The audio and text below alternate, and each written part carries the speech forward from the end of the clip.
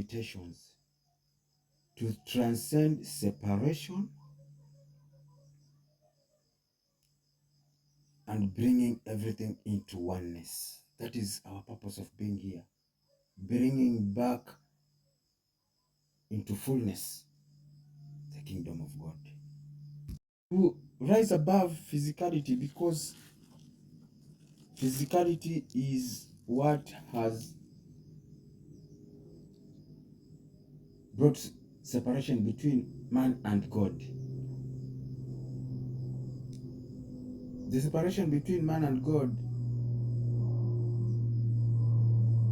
is what physicality is. Because this is what happens. This is what happens. For anything to appear in physical manifestation, for anything to appear in your physical reality, you have to disconnect or to separate with it first. Anything you separate with it from the higher realms within, it appears here. Then you seek it outside. Because you separated with it within you, it appears here. Therefore, you start chasing after them. Because physicality is just chasing after everything which we have separated from. Because the grander truth is that nothing exists outside of God. It's the word that manifested into flesh, the word that was with God. It became into manifestation, into flesh, into physical reality, and dwelt among us. Is what existence is, the physical reality. We are here to rise above physicality, because physicality is the same thing. If you remember, in one of the passages in the Holy Works of the Christians, Jesus was with his disciples, and they met a blind man. And the disciples asked Jesus, why is this man blind? Was he born blind out of his sins or out of his mother's sins? And Jesus said, it's neither of them. And Jesus spat on the ground and made the clay together and put in the eyes of the blind man. And this is what Jesus was trying to symbolize. It's a symbiology, actually. Like, the reason why this man is blind is because of the earthly. It's because of the flesh. It's because of physicality. He took his part, mixed the clay, put on the blind man's eyes, indicating that these things of the earth are the ones which blinded this man. When you are stuck into this thing, you are blind. And this is what happens. This is what happened. Jesus, after he put the clay on the blind man's eyes, what came next was the blind guy going to wash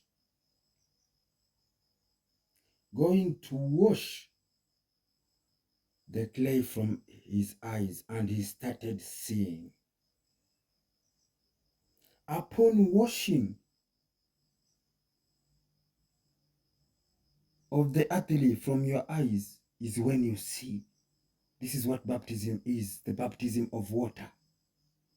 The blind man washed. There are these 5 aspects. Which of the earth?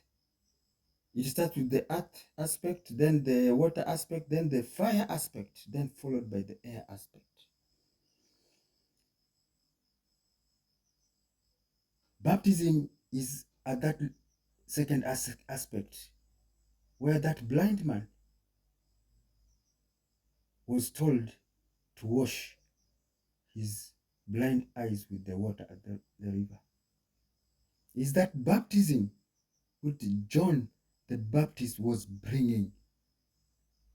It is the rising in consciousness.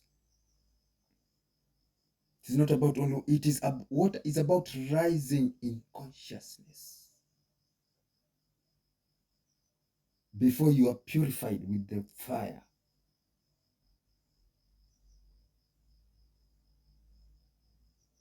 From the earthly, baptized with the water, rising in consciousness, purified by fire, then becoming the air, which is air, breath, which is spirit itself. The word spirit comes from the word spirare, Latin word which means breath, spirit.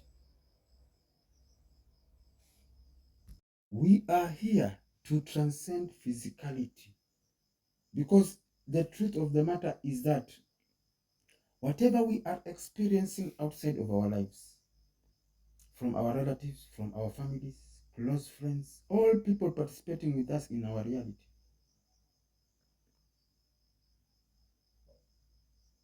they are brought to your reality because you attracted them. Everyone in your reality, you attracted them.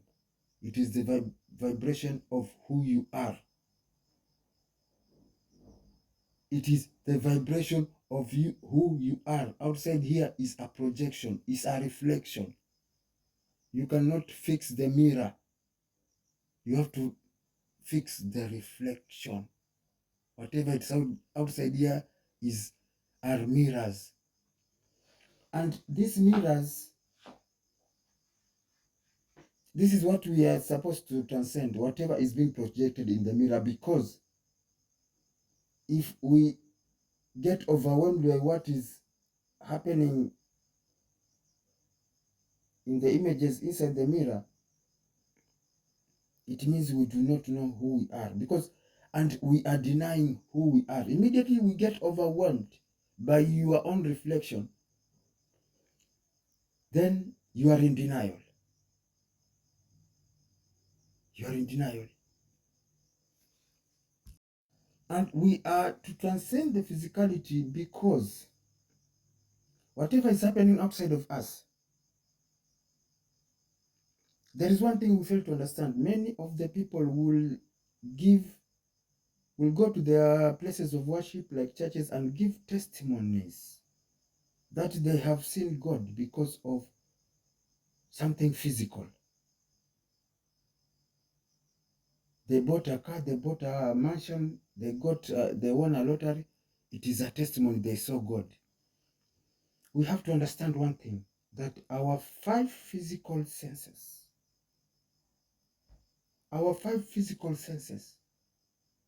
are only designed to perceive of the physicality. The five physical senses, together with the mind, they perceive. The mind is what makes the report out of the compilation of the five senses.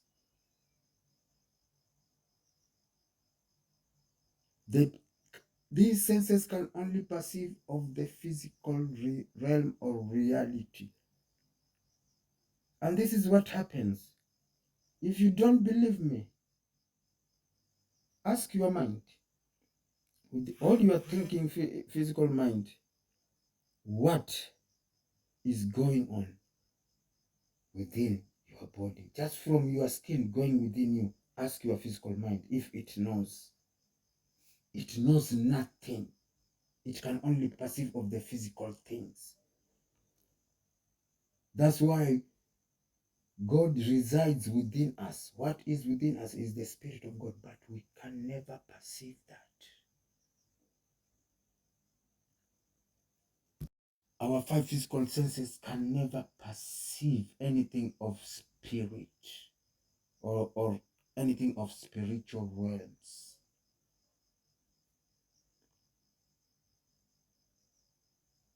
Our five physical senses can never perceive anything of the spiritual realms. It can only perceive of the physicality of the physical realms.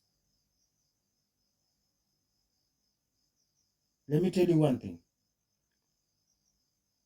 If you perceived a physical being, maybe you perceived an angel, physical angel appearing to you, or a physical demon appearing to you, let me tell you, if it was physical, it was a physical being, just of a higher density, but of is a physical being. The five senses can never pick anything of the spiritual realms. Spiritual realms can only be tapped from within. That socket of tapping into the spiritual realms is from the within. And let me tell you one thing, because the spiritual realms are within us and we are unconscious about them,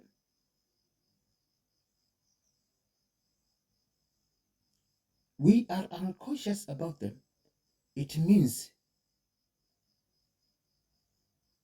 we are not conscious of spiritual realms. Number one. Number two, spiritual realms, they have not been known. Something which you are unconscious about, you have not known.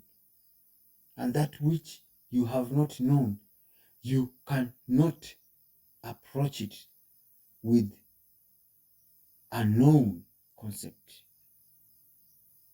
Your conscious concept which you have been taught. Because what you are conscious about is not your own knowing. It could be somebody else's ideas, ideologies, and concepts given to you, and you making them your concepts. That which you are unconscious about, you can never seek it through any conscious aspect, because it's not yet known. It's not yet known. Therefore, nothing or no conscious concept can define that. What we call as God, we are unconscious about, because it's within us. We are unconscious about, we know not about. Therefore, there is no known concept that can define or describe God or spirit. When God says, "Be still and know that I am God," that knowing, in the "be still and know," that knowing cannot be attached to any conscious concept or idea, because we are still unconscious about that. Do you know how one can seek the unknown through the unknown concept? Look at the little babies, the little ones. When you give them a knife or a razor blade, they can take it, cut themselves. When you extend a flame of light, they will touch it.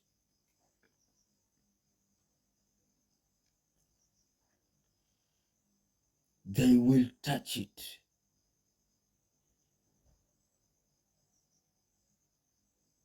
Because they are seeking the unknown. They are seeking the beauty, even in things which lacks beauty.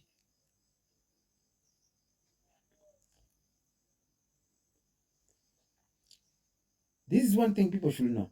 You cannot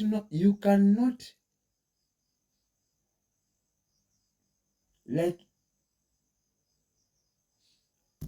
you cannot seek this thing we call, or this God we call as God. You can never seek God with any form of bias. If it is unknown, you can never seek it with biases. Because where you think he is not, there he is in plenty. He cannot be absent. That is the omnipresent. What omnipresence is? It is the presence that lacks any form of absence. It is the presence that is. That which is still unknown is in a right now, it is in a divine momentum. That divine momentum, where the moment is, there is where it's stuck running. There is where it's at that divine momentum, where the moment is. That moment, the present momentum, is not future, is not past. The reason why it is not here, neither there, it is not past, neither future, it is in the present divine momentum. It is because there's nothing it is not.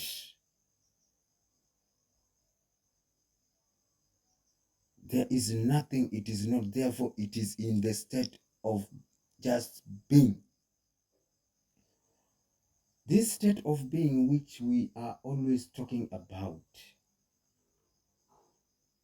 when you are called as a human being, it's not a human, some kind of animal. Human being, that being which is spoken after the human, in the human being, is the state, natural state of what man is, state of being.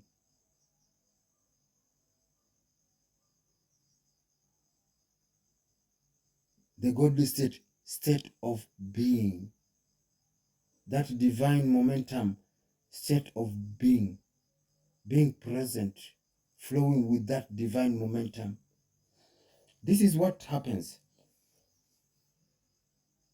when, even in some negative circumstance or negative situation, when you are you are present in observation with whatever is happening, answers and solutions always will come through the situation. No situation comes alone. We are in a polarized universe. You are the ark. Let me tell you one thing. You are the Noah's ark. All animals outside here, they come in pairs. They come in pairs. In a solution, in a situation, there is a solution.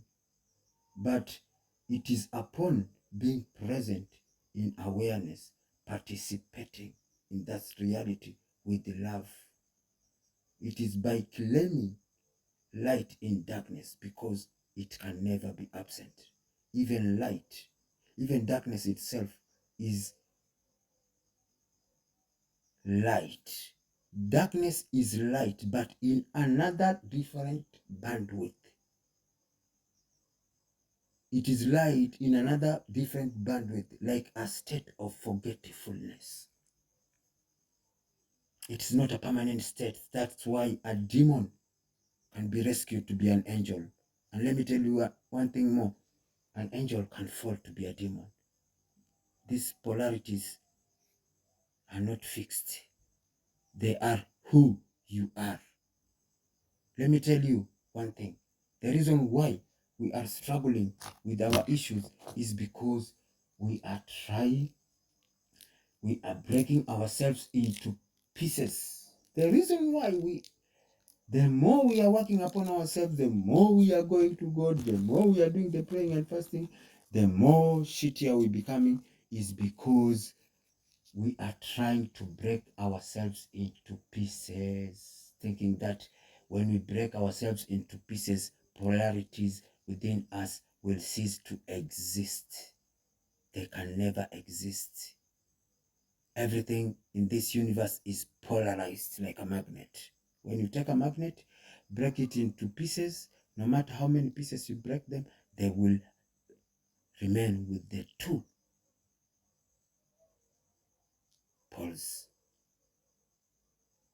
No matter how you break yourself into pieces and pieces, like the size of grains and sand, you will, that same bit where you will be inside it, it will be polarized. I create light and darkness. I bring good and evil. I, the Lord God, doeth them all. There's nothing God is not. We are here to become into the state of balance. Into the state of balance, because whatever we are experiencing outside of ourselves, we are not. There's nothing anyone is experiencing outside of themselves. There's nothing touching your skin. You are experiencing your own emotions. You are experiencing your own emotional body. You could be in a crazy situation which seems to be full of darkness, but whatever you'll be experiencing out of that, it could not be touching your skin. You could be only with your clothes on, touching your skin, but you are experiencing the whole turmoils outside. They are your own emotions. We are here to get balance, and these emotions are triggered because of denial. They are triggered because of failing to understand who we are, our purpose of being here. They are triggered because of separation. The reason why you get triggered by a situation is because you've judged it, it's not part of you. Then you get to experience it, that this is not of God. Denial, this is not of God. Separation, then you get to experience that.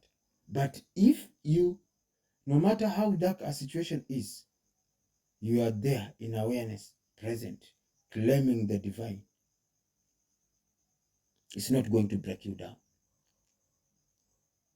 The Holy Works clearly indicates that everything works out for the highest good for those who believe in God. The reason why everything works out for the highest good for those who believe in God, it is because everything is of God, by God, reflection of God, and God by themselves. You just have to claim the divine. You can never own anything that which you cannot claim ownership.